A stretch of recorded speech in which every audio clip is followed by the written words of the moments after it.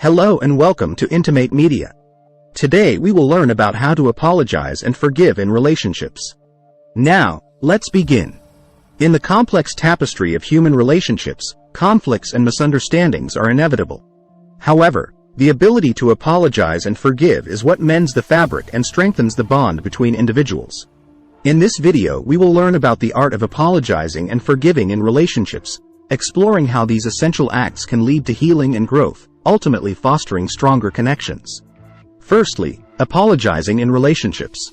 Apologizing is a powerful tool for resolving conflicts and maintaining healthy relationships.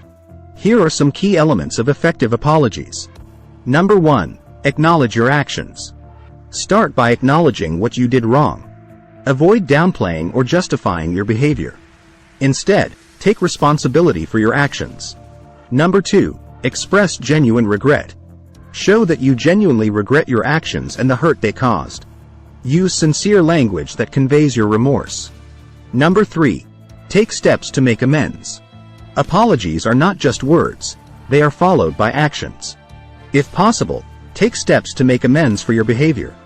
This could involve rectifying the situation or changing your behavior in the future. Number 4. Listen actively. Be open to your partner's feelings and perspective. Listen actively and empathize with how your actions affected them. Avoid interrupting or becoming defensive. Number 5. Avoid repeating the mistake. The most meaningful apology is one where you learn from your mistakes and make a genuine effort not to repeat them. Commit to personal growth and change. Number 6. Give your partner time. Understand that your partner may need time to process their feelings and your apology. Be patient and allow them the space to heal. Now to forgiving in relationships. Forgiving is a conscious choice to let go of resentment, anger, and the desire for revenge. Here's how forgiveness can be nurtured in relationships. Number 1. Understand the benefits of forgiveness. Forgiveness is not just about letting the other person off the hook. It's about freeing yourself from negative emotions. Recognize that forgiveness can lead to emotional healing and personal growth. Number 2. Talk about your feelings. If you're the one who was hurt, express your feelings to your partner. Let them know how their actions affected you. Effective communication can pave the way for understanding and forgiveness. Number 3. Set boundaries.